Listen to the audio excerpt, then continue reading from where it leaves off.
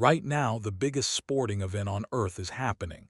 48 nations, 104 matches, 3 countries hosting simultaneously, and a whole lot of people asking the same question: did football actually need this? The 2026 FIFA World Cup is the largest in history, but the decision to expand it from 32 to 48 teams wasn't made this year or last year. It was made in January 2017 in a boardroom in Zurich by a man who had been FIFA president for less than 12 months, and it passed unanimously, which, if you know anything about how FIFA works, should immediately make you suspicious. To understand why, you need to understand one number: 89%. That's the percentage of FIFA's total revenue in the 2015 to 2018 cycle that came from a single tournament, the 2018 World Cup in Russia. FIFA is not a football organization that happens to make money. It is a money organization that happens to run football, and it has exactly one product that matters. So when Gianni Infantino took over as FIFA president in 2016, replacing the scandal-ridden Sepp Blatter, he needed to grow that product fast. The solution was almost embarrassingly simple. More teams means more matches, and more matches means more money. A 32-team tournament produces 64 matches. A 48-team tournament produces 104. That's a 62% increase in broadcast inventory overnight. FIFA is reportedly expecting revenues close to $9 billion from this World Cup cycle. That's nearly double Qatar 2022.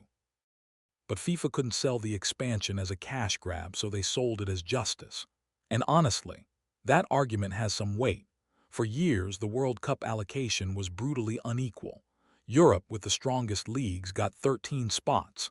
Africa, with 54 member nations, got 5. Asia, with 47 nations, got 4.5. Countries across the Caribbean, Central America, and the Pacific had almost no realistic path to qualification. The expansion changed that. In 2026, Cape Verde, Curaçao, Jordan, and Uzbekistan are all playing in their first ever World Cup. For those countries, for those players, for those fans, this is not a diluted tournament. This is everything. When UEFA's president called the expansion unnecessary and said it would fill the tournament with, quote, useless games, 13 African and Asian federations responded publicly. They said, "There is no such thing as an unimportant World Cup match. Football does not belong to a select group of nations." They have a point, but so do the critics, because the expansion has a cost, and that cost is being paid by the people FIFA never mentions in its press releases: the players. Elite footballers already play 50 to 60 matches per club season. Under the old format, a team reaching the World Cup final played 7 matches. Under the new format, they play 8 across 39 days in North American summer heat after a full European season. FIFPRO, the Global Players Union, called the calendar unsustainable before the tournament even started. Several top players have already arrived in the USA visibly exhausted. This tournament will be a genuine test of whether the human body can keep up with FIFA's revenue projections. And then there are the controversies that have nothing to do with football at all. Ticket prices for the final at MetLife Stadium are listed at up to $11,000. Mandatory hydration breaks, introduced because of extreme heat, are being used by broadcasters to run commercials, with some fans missing the restart entirely. The tournament's carbon footprint has been estimated at 7.8 million metric tons of CO2, more than double Qatar 2022. Because of the sheer distances teams and fans are traveling across 3 countries. So who is the 48-team World Cup actually for? The honest answer is all of the above. It is genuinely good for football in developing nations. It is genuinely great for FIFA's bank account. It is genuinely hard on players, and it is genuinely complicated for fans who love the tight, brutal efficiency of a 32-team tournament where every match felt like it mattered. History might vindicate it.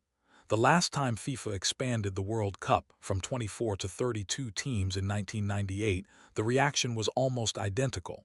Too many teams, too many weak sides, too much money, too little sport. By 2010, nobody remembered the controversy. By 2018, the 32-team format was considered a golden era, and now it's gone.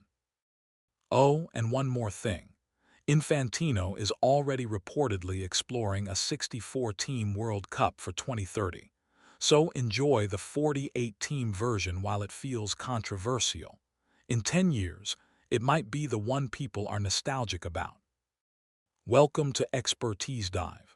If you have an opinion on this one, drop it in the comments. This is exactly the kind of debate we're here for.